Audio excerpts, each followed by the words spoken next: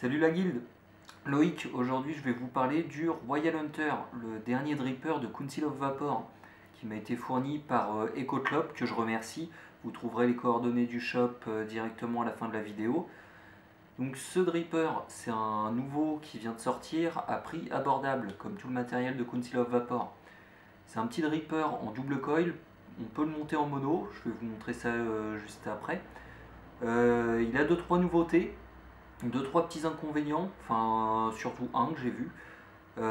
Sinon, c'est un bon petit dripper. Il existe en noir, en SS et en blanc. Il va sortir aussi.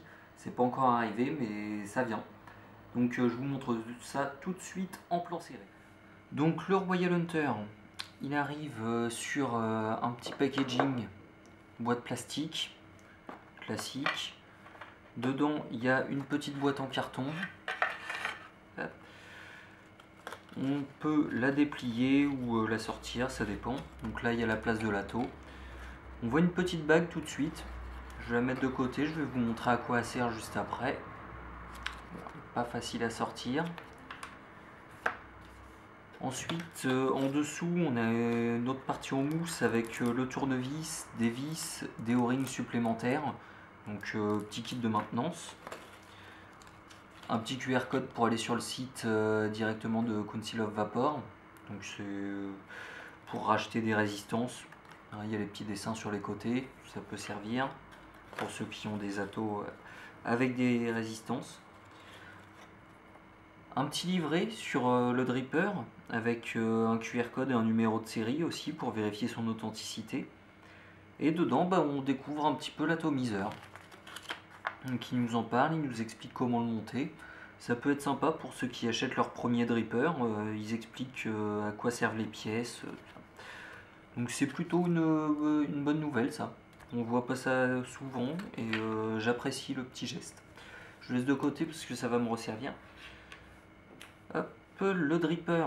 Donc il est en 22 mm avec un drip top de base. Donc le drip top en fait, il a été étudié un petit peu plus que certains autres parce qu'il a une grille en dessous. Hop, j'essaie de vous le mettre à la lumière. Voilà. Donc c'est cette grille là qui va empêcher toutes les remontées de liquide. Donc c'est un vrai plus à la vape.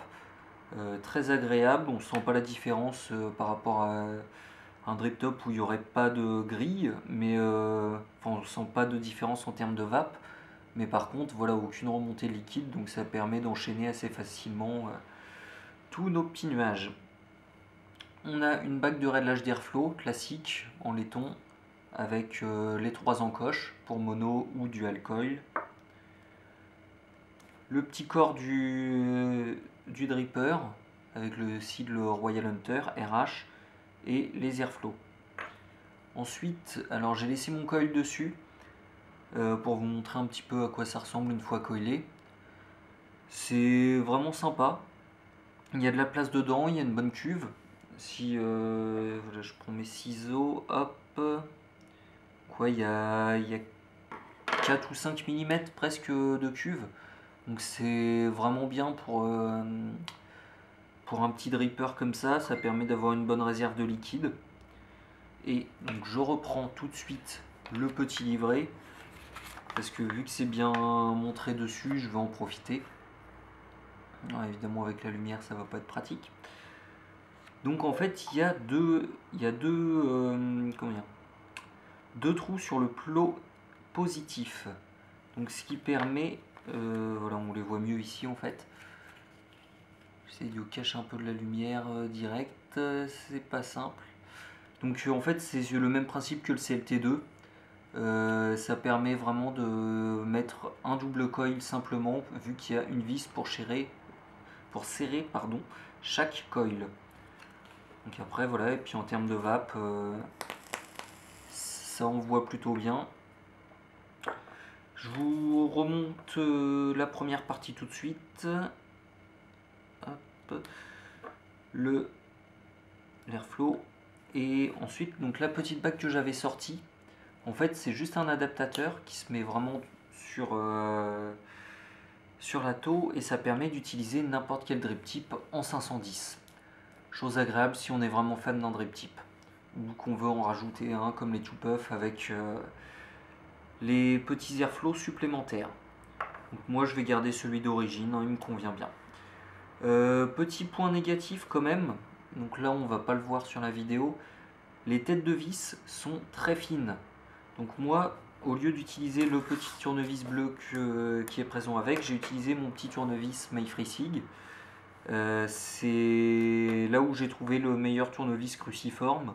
Donc c'est plutôt utile d'avoir un autre tournevis ou alors des petits tournevis de précision.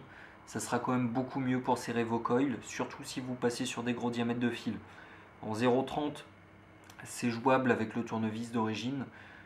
Si on part sur du 0,60 ou du 0,80, faut oublier. Donc toujours avoir un petit tournevis en réserve, mais bon, je pense que la plupart des gens en ont un sur eux. Donc voilà, ce petit dripper, il est plutôt pas mal dans sa conception. J'ai pas de gros reproches à lui faire, seulement les petites têtes de vis, comme je vous l'ai dit, où il faut prévoir un autre tournevis si on veut vraiment pas les abîmer ou s'éclater un petit peu avec. Légère fuite sur les airflows, mais ça c'est comme tout dripper je dirais. C'est peut-être mes cotons aussi que je mets mal, ça j'avoue. Mais sinon c'est pas impressionnant non plus. Le fait de l'avoir en mat comme ça va super bien avec des petits modes comme le SMPL. On peut aussi monter ça sur la Osmium, ça fait des super setups. En SS ça ira très bien aussi avec vos modes. Donc super rapport qualité-prix, on le trouve pour une quarantaine d'euros. J'ai pas regardé à peu près les prix sur internet et compagnie, mais je sais qu'il est vendu dans les 40. Donc très bon rapport qualité-prix, vous pouvez y aller les yeux fermés pour un premier dripper par exemple. Il est maîtrisable assez facilement, il y a vraiment pas de gros soucis avec. Je vous laisse un petit Claude avant de vous laisser.